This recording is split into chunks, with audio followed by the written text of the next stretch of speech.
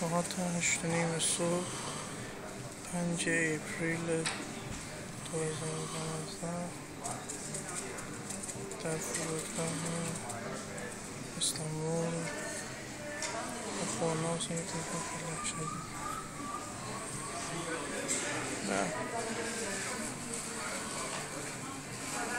ما خودمون راضی شد.